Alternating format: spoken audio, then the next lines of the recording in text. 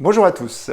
La vidéo du jour est la suite logique et la traduction pour partie d'un article que je viens de publier sur Medium, les 4 dimensions de l'énergie, et se base notamment sur les travaux de différents experts en productivité tels que David Allen, Tony Schwartz et Cal Newport, ainsi que sur mon expérience personnelle.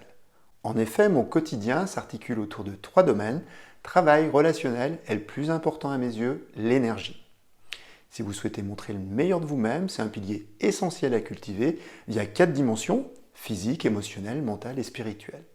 Je suis Romain, coach, et mon rôle est de vous guider, vous inspirer et encourager à donner le meilleur de vous-même en clôturant le fossé entre qui vous êtes et qui vous pouvez être, c'est-à-dire être le leader de votre vie. Je crois que chacun de nous a un potentiel et que notre responsabilité par la découverte de soi est d'activer nos talents au service de la communauté. Je me base notamment sur le travail d'universitaires, de scientifiques, de philosophes, ainsi qu'un ensemble de leaders avec lesquels je travaille. Il y a notamment des life coachs, et je pense à Joe DeSena, le patron de la Spartan Race, ou Cal Newport pour tout ce qui est notion de productivité et de concentration. Ainsi que l'équipe d'Optimize Me avec laquelle je travaille depuis plus de 5 ans. Nous sommes encore très nombreux à penser que nous pouvons fonctionner comme des machines 24/24, 365 jours par an. Et devinez quoi? L'énergie, c'est ma pierre angulaire, mon oxygène pour être au top. Au niveau professionnel, en tant que coach, je souhaite être créatif, curieux, prolifique et enthousiaste. Au niveau relationnel, en tant que partenaire, je souhaite être simplement présent à 100%. Si je ne respecte pas mes fondamentaux tels que 7 à 8 heures de sommeil, ainsi que des pauses et du sport pendant la journée, je vous garantis une chose: je ne vais pas être productif, manquer de discernement dans des situations potentiellement stressantes et probablement être un peu agressif. Quand nous parlons de productivité, la plupart du temps, nous évoquons la gestion du temps et de son agenda. Et là, je vous arrête de suite. Buzzer, no, comme dans American Got Talent. Être productif, c'est d'abord commencer par l'axe identité, valeurs comportementales et action. Qui souhaitez-vous être au niveau travail, au meilleur de vous-même? Quelles sont les valeurs que vous souhaitez cultiver dans ce cadre-là? Et en dernier lieu, quelles sont les actions que vous allez mettre en place? Être productif, c'est aussi commencer par la gestion de son énergie. Une heure de travail peut être extrêmement prolifique. 1000 heures, complètement inutiles si vous n'avez pas l'influx. Vous aurez beau fouetter une mule morte, elle n'avancera pas du tout. Je vous propose à ce sujet une équation toute simple, et même un primaire est capable de la comprendre, à l'inverse de personnes beaucoup plus intelligentes qui gèrent des équipes avec un turnover de plus de 60% dans leur département, et là je parle d'expérience. Nous devons cette équation à un mec génial qui vit intensément ce qu'il pense, c'est-à-dire il expérimente, Cal Newport, qui a écrit récemment Digital Minimalist et Deep Work.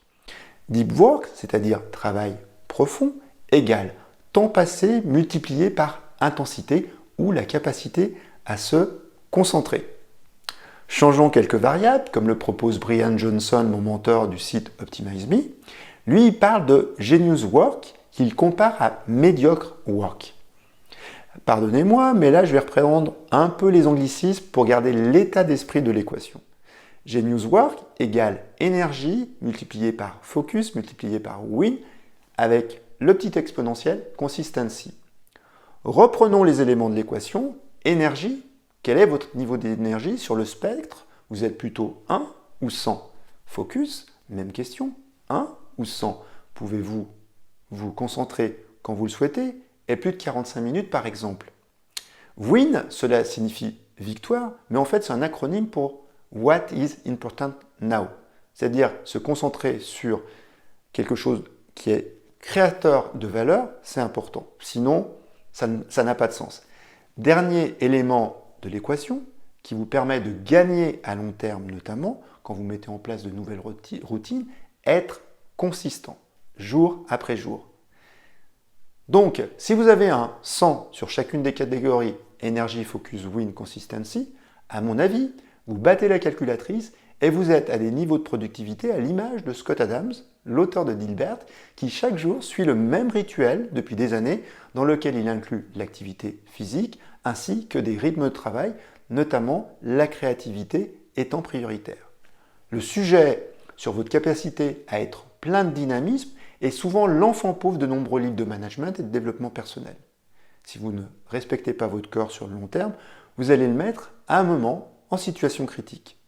Quelques mots-clés, notamment issus du monde du travail: stress, anxiété, dépression, perte de sens, perte de motivation, burn-out, bref, la totale. Sachez que les êtres humains sont plus performants lorsqu'ils respectent les rythmes. Soyez circadien. Vous êtes totalement en feu pendant 45 minutes, voire 90 minutes maximum, deep work, et totalement off pendant 20 à 25 minutes. Et surtout, ne consultez pas pendant ces 20 à 25 minutes vos emails, votre iPhone, etc. Osez méditer, marcher, discuter, toucher un arbre ou jouer simplement avec votre chat. Respectez votre corps et votre esprit. Comme je dis, slow down and let it go. En faisant cela, vous serez plus productif, créatif et connecté à votre force intérieure.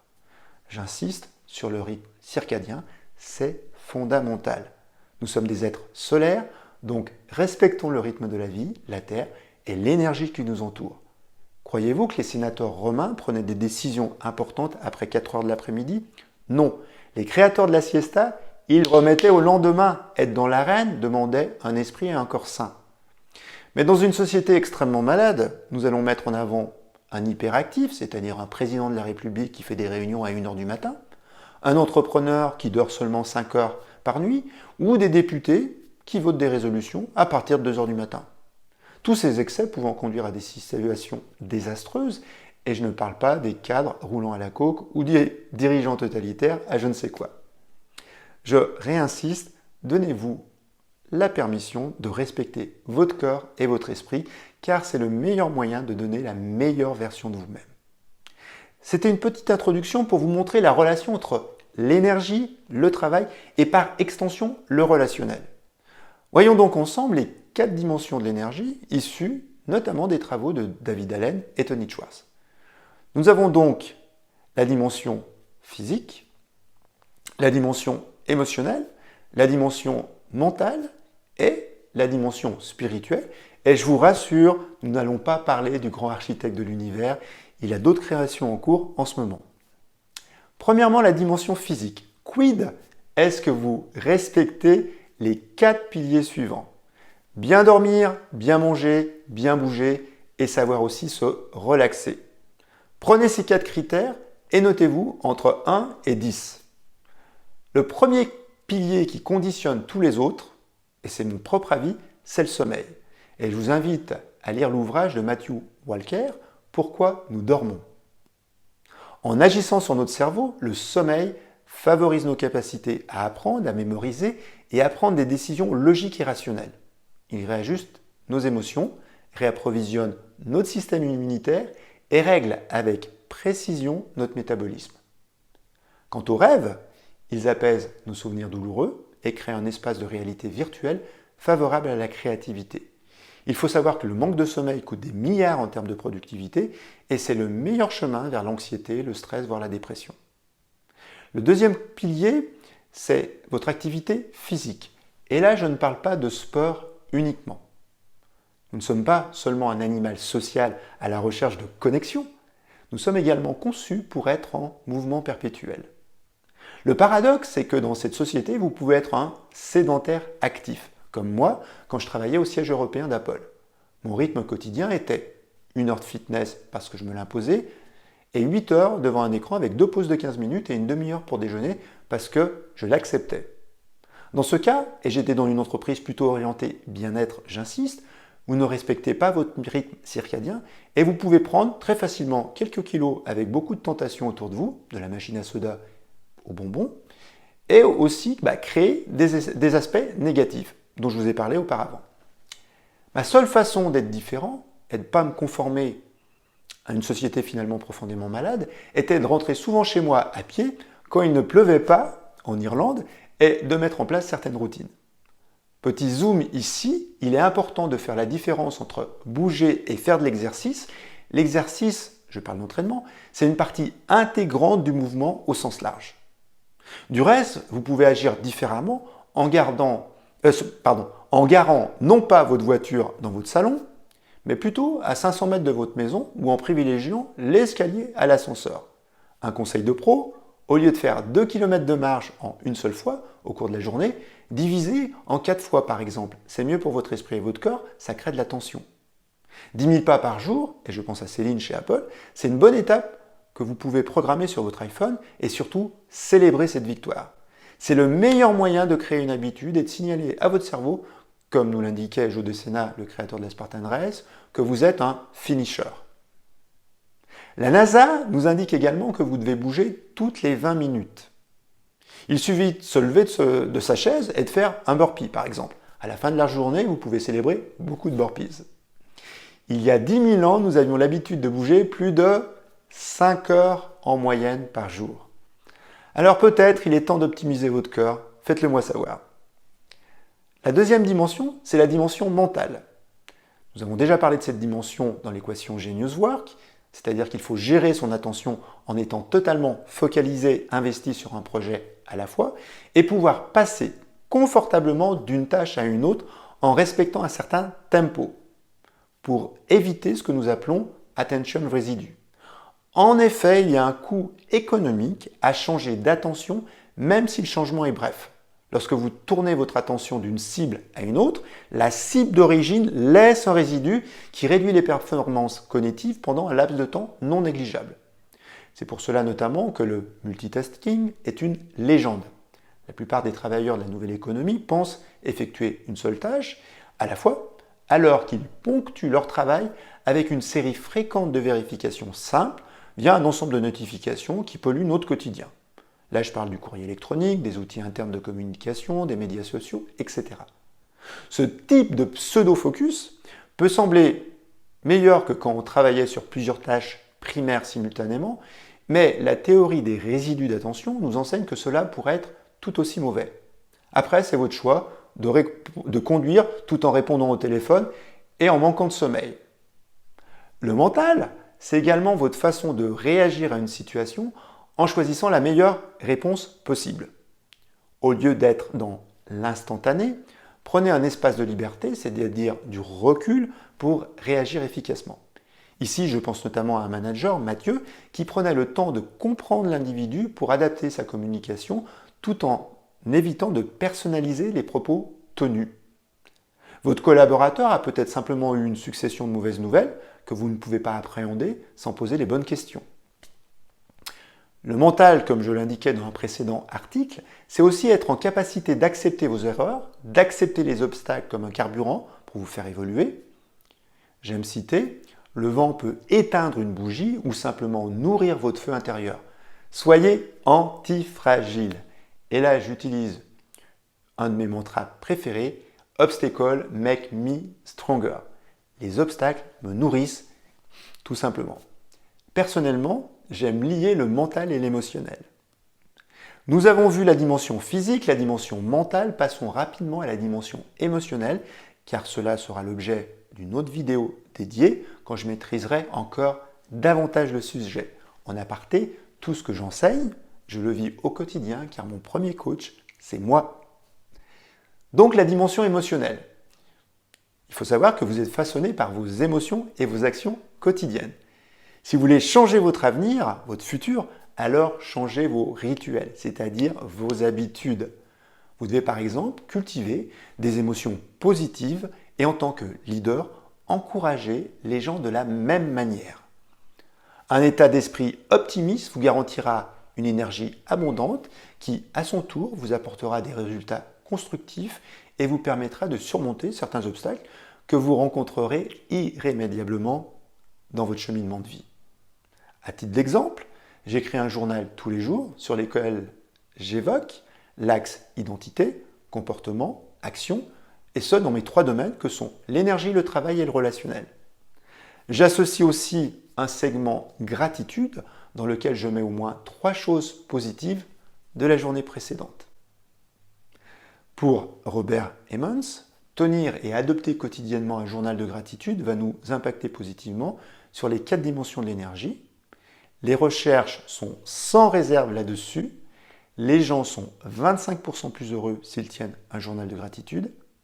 Ils dorment une demi-heure de plus par soir et ils font de l'exercice 33% de plus chaque semaine par rapport aux personnes qui ne tiennent pas ce principe de gratitude.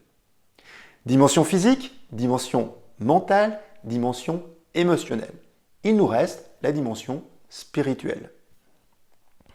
Je pense que c'est la plus belle dimension sans forcément être religieuse.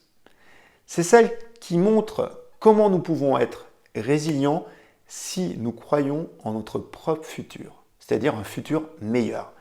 C'est celle de l'ex-joueur de football américain Vernon Turner qui va se retrouver responsable de famille à moins de 20 ans après la perte de ses parents. À 11 ans, sa mère se droguait devant lui pour lui montrer le chemin à ne pas suivre. Vous imaginez le traumatisme. Et pourtant, ce garçon a trouvé suffisamment de force intérieure pour prendre ses responsabilités et dire, je cite, « Je n'allais pas être le produit de mon ADN, j'allais être le produit de mes actions. » Vernon était motivé par un objectif clair et il a transformé le football comme raison d'être et moyen pour subvenir à sa famille. Merci à lui, comme à mon ami Bernard chez Apple, à qui je demandais récemment pourquoi ses frères et ses sœurs étaient successful alors qu'ils étaient issus de la communauté black et d'un quartier défavorisé. Il m'a répondu tout simplement, je devais montrer l'exemple. Tout ça pour vous dire que vous êtes plus productif, résilient quand vous cultivez et que vous êtes porté par un feu intérieur qui vous dépasse. Nous sommes en recherche de sens. Dans ce cadre, j'aime utiliser le mot enthousiasme qui en anglais veut dire God within, Dieu à l'intérieur. Dans une vidéo précédente, les 7 attitudes à succès, je parlais de l'importance d'être porté par la passion car l'investissement émotionnel, spirituel, mental est souvent le principal moteur de votre réussite. Croire en une vision plus grande que nous vous donne une boussole sur laquelle vous orienter. En définissant un pourquoi nous faisons ce que nous faisons, nous créons des ondes positives et surtout un électrochoc pour passer à l'action, quel que soit le chemin à parcourir et les difficultés.